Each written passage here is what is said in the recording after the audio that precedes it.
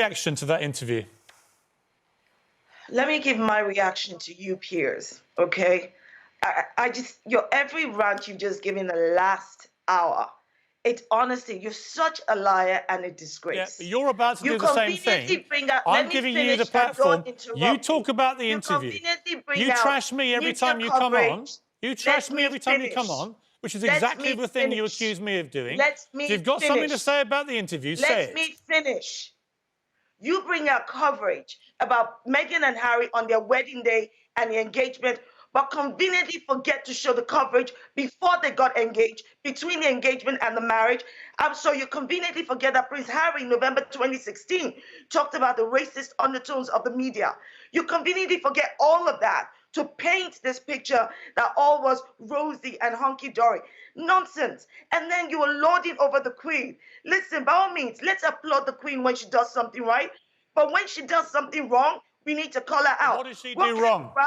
What does she do wrong? What kind of grandmother? Let me finish. What kind of grandmother will be so close to her grandson, Harry, but then not use her power and influence as Queen to protect them from the racist media coverage? I find what you're saying about the Queen actually disgraceful.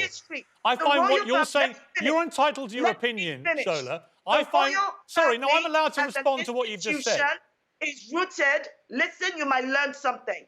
The royal family as an institution is rooted in colonialism, white supremacy, and racism. The legacy is right there. So you're now surprised that a comment would have been made by several members of the royal family about how dark Archie's skin is. It's not several members, actually. No, you can't spew lies. More outraged that Harry and Meghan. Are we allowed to engage in any of this? Let me finish. Well, you're not stopping.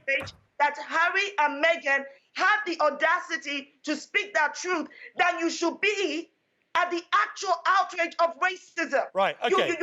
Am I allowed to respond to this? Am I allowed to respond yet? You can respond now. Okay. I think what you just said about the Queen is disgusting. I think it's unbelievable. You talk about the behaviour of a 19... Am I lying when I said that? Allow me to say what I'm... Allow me to explain. And the institution is protecting... Allow me to defend our royal family, thank you. You tell me. Right, if you stop shouting, I'll answer you. You going to stop shouting? Or after you stop shouting. Yeah, let me tell you why I think what you said was disgusting. The Queen is 94 years old, right? Her husband is 99. He's lying in hospital for the 4th week, seriously ill. You talk about how could...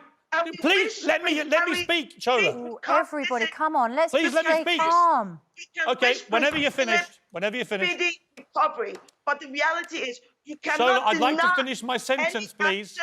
Any omissions or conduct I would like to finish my sentence. What your family has done that has perpetuated racism. Okay. You don't cover it up. Can I please finish my sentence? You have to be able to call her out when she's done something wrong. I'm going to finish my sentence now if you stop shouting at me. Here's the finish of my sentence. Guys. You talk about the behaviour of a 94-year-old monarch and you say that she should have done more. What about the behaviour of Harry and Meghan, who are spray-gunning his family on global television as Philip lies in hospital? You might laugh. I don't think it's funny. I think it's piling hurt on the Queen, who is already suffering greatly from her husband's illness. I'm going to respond to that. What I don't think is funny, I'll tell you what I don't think is funny. It's the fact that you are such a disappointment. I wish to God one day you would even surprise me.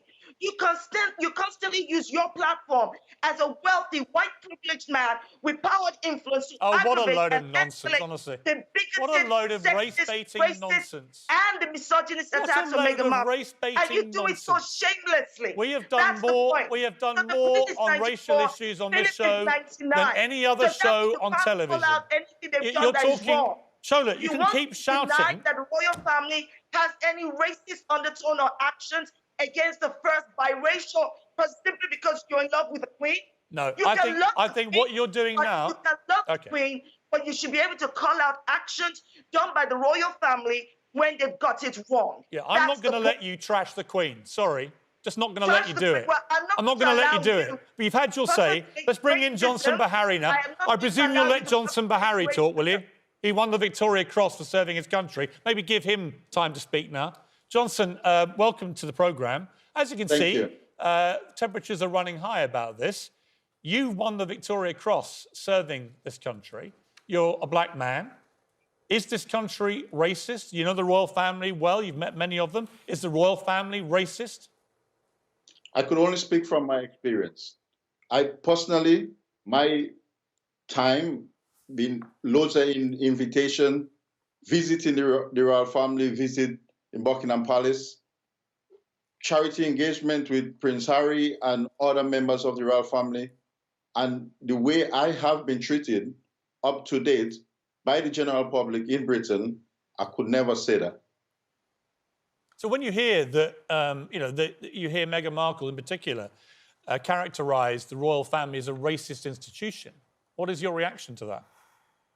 My personal reaction is, I don't believe it because I never experienced it. I went to the palace on numerous occasions where the audience is quite diverse.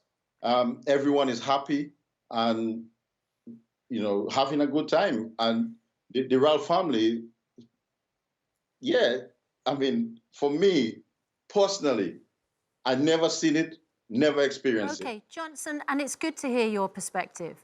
But you would also acknowledge that if somebody who had come into the royal family had an experience that she felt either with the press, had tones of racism, or the way that her son or her children were being spoken about had tones of racism, you would want those allegations to be taken seriously, would you not? Well, that's in any walks of life. Anything like that, it should be dealt with. But I don't think it should be dealt with in the public. Shall we have a listen to that part of the interview? Because it clearly is, from our discussions, the most incendiary part of the interview. Let's have a listen. Johnson, it feels like we need to know more about that conversation and what happened. Me, again, I don't believe that happened. If it happened and they feel free to talk about it, like, or just bring up the topic, why then they don't explain it? Well, who said it? Where did it happen? I don't believe it. And what was the context? We don't have the context. There are many families in this country who are biracial, where one parent's white, one parent's black. You don't think that those families have honest, sincere discussions about, what colour the babies may be? Of course those conversations happen. The context is so important. Welcome back to C News, the channel that brings you the hottest takes on the stories shaking the world and the palace. If you love royal drama served with a side of sharp commentary, you're in the right place. Before we dive into today's juicy topic, make sure you subscribe to stay in the loop, like this video if you're enjoying the royal rollercoaster, comment to share your thoughts, and share it with everyone who can't get enough of the Windsor whirlwind. Trust us, this is the kind of tea you don't want to sip alone. Last night's Oprah Winfrey interview with Prince Harry and Meghan Markle felt less like a sit-down conversation and more like a seismic event in the royal world. The revelations came thick and fast, leaving viewers worldwide stunned and, frankly, glued to their screens. From Meghan's candid confession about battling suicidal thoughts while under the royal spotlight to the bombshell accusations of racism within the family, it was a raw and emotional account of life behind the palace doors. Love them or hate them, the Sussexes didn't hold back, and neither did Oprah with her pointed, jaw-dropping questions. One of the most shocking moments came when Meghan described how her cries for help regarding her mental health were allegedly ignored. Hearing her say she felt trapped and unsupported in the institution that's supposed to embody dignity and care was truly gut-wrenching. Whether you're Team Sussex or Team Crown, it's hard to dismiss the gravity of someone feeling isolated to the point of despair. It raises questions about whether the royal family, with all its pomp and tradition, is equipped to handle the very real struggles of its members. And then there's the elephant in the room, the allegations of racism. The claim that concerns were raised about the potential skin tone of their unborn child shook viewers to their core. It's a stark reminder that, even at the highest levels of society, prejudice can lurk behind the gilded walls. Whether it's systemic, personal, or institutional, these allegations demand accountability and serious reflection, not just for the royal family, but for anyone who looks up to them as a symbol of progress and modernity. So, what's next? For the Sussexes, they seem to be building a life of freedom and authenticity in the US, while the palace now faces a PR nightmare of epic proportions. Will Buckingham Palace respond with its classic, never complain, never explain approach, or will they finally break their silence? Whatever happens, one thing is clear, this is a watershed moment for the monarchy, and the world is watching closely. Don't forget to let us know your thoughts in the comments. Do you stand with Harry and Meghan, or do you think there's more to this story? Let the debate begin.